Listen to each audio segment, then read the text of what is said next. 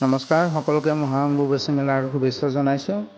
কামাখ্যা দেৱালয়ত বিভিন্ন ঠাইৰ পৰা অহা সন্ন্যাসীসকলেৰে ভৰি পৰিছে। এতিয়া গোটেই কামাখ্যা দেৱালয়ৰ যিখিনি এৰিয়া হয়, সেই গোটেই এৰিয়াখিনিয়ে ভৰি পৰিছে সন্ন্যাসীৰে।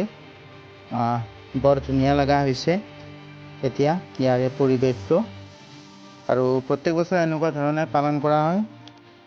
অম্বুবাচী মেলা মূলতঃ মা কামাখ্যা দেৱীৰ বাৰ্ষিক ঋতুচক্ৰ বা ৰজস্বলা হোৱাৰ উপলক্ষে আয়োজন কৰা এক পবিত্ৰ ধৰ্মীয় উৎসৱ হয়।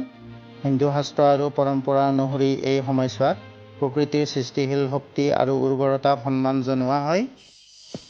আৰু দেৱীৰ ঋতুস্ৰাৱ সম্পৰ্কে এনেকুৱা ধৰণৰ বিশ্বাস এটা আছে যে আহাৰ মাহৰ 7 তাৰিখৰ পৰা মানে সাধাৰণতে জুন মাহৰ মাজভাগত আৰু 3 দিনৰ বাবে মাতৃ কামাখ্যা দেৱীৰ ৰজস্বলা হয়। আৰু আজি ৰাতি 9:08:43 পৰা এই প্ৰবৃত্তিটো আৰম্ভ হ'ব,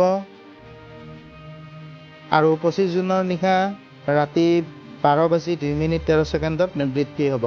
গতিকে এনেকুৱা ধৰণৰ পৰিৱেশ এটা বৰ ধুনীয়া লাগে। আৰু এই সময়ত হিন্দু ধৰ্মমতে এনেকুৱা ধৰণৰ বিশ্বাস এটাও আছে যে এই দিনকেইটাত মা ধৰিত্ৰীৰ ঋতুমতী হয় বুলি গণ্য কৰা হয়।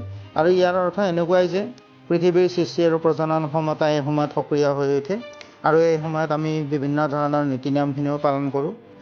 হিন্দু লোকসকলে নিশ্চয় জানে এই নীতি নিয়মখিনি, আৰু পালন কৰিবও লাগে।